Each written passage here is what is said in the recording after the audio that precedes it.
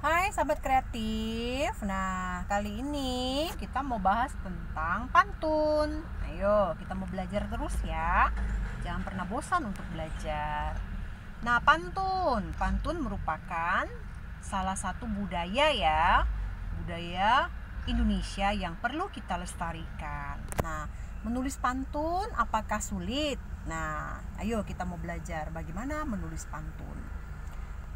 Sahabat kreatif, apa itu pantun? Nah, pantun adalah salah satu puisi lama ya, puisi lama yang tersusun dari 4 baris. Nah, dia berisi sampiran dan isi.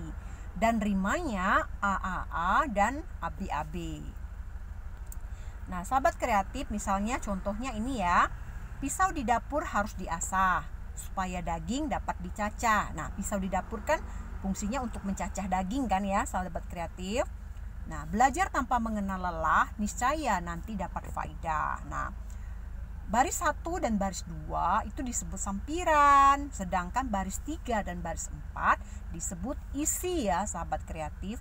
Jadi baris 1 dan baris 2 kita buat kalimatnya harus nyambung. Misalnya tadi, pisau di dapur harus diasah supaya daging dapat dicacah. Ya kan, nyambung kan itu ya. Pisau di dapur memang harus diasah supaya daging dapat dicacah. Jangan kita membuat sampiran tidak nyambung ya sahabat kreatif. Nah, di antara semak belukar ada ular serta mangsanya. Betul ya sahabat kreatif ya. Di antara semak belukar pasti ada ular ya yang akan memangsa ya. Nah, jika rajin dalam belajar niscaya pintar dan bijaksana. Nah, itu contoh pantun. Nah, bagaimana kita menulis pantun supaya kita bisa menulis pantun? Pertama, kita tentukan dulu temanya. Misalnya temanya tentang menjaga persahabatan, misalnya temanya tentang larangan membuang sampah, atau temanya tentang menghormati guru, giat belajar, atau lain-lain. Dan ingat sahabat kreatif, kita buat pantun, buat 2 baris isi ya, 2 baris terakhir. Perhatikan ya suku kata di akhir isi. Kemudian kita buat 2 baris sampiran. Nah, contohnya sahabat kreatif, jika kita ingin membuat pantun tentang larangan membuang sampah, 2 kalimat akhir atau isi dari pantun bisa jadi siapakah ini yang buang sampah? Nah, kita buat bentuk pertanyaan sahabat kreatif agar kita memudahkan menemukan isinya. Jadi kita buat isinya dulu baru sampirannya. Nah ya, misalnya siapakah ini yang buang sampah? Nah, apakah dia tidak memikirkan kotornya? Nah, jadi sampiran pantun. Setelah mendapatkan 2 baris itu isi tadi ya, langkah selanjutnya baru kita membuat sampiran pantun. Nah, sahabat kreatif, untuk membuat sampiran ini perlu memperhatikan rimanya terlebih dahulu.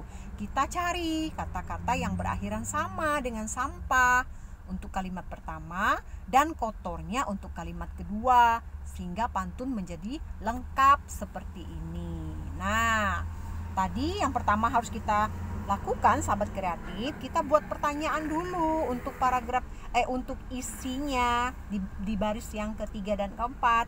Siapakah ini yang buang sampah? Lalu apakah dia tidak memikirkan kotornya? Nah, sehingga kita ketemukan sampirannya. Nah, kita memperhatikan rimanya ya, ada H, adanya ya. Jadi siapakah ini yang buang sampah? Berarti sampiran yang cocok, pohon mangga banyak getah. Ada akhiran H ya. Kemudian di bawahnya ada sinyonya. Nah, di bawah pohon kan pasti mungkin ya ada sinyonya. Nah, lalu kalimat yang ketiga, siapakah ini yang buang sampah? Nah, apakah dia tidak memikirkan kotornya? Nah, demikian ya sahabat kreatif. Jadi intinya untuk membuat pantun yang harus kita lakukan adalah kita buat dulu isinya yang di baris ketiga dan baris keempat ya. Kemudian setelah kita buat isinya baru kita buat sampirannya. Demikian ya sahabat kreatif. Ayo kita mau menulis pantun. Semua bisa menulis. Sampai jumpa.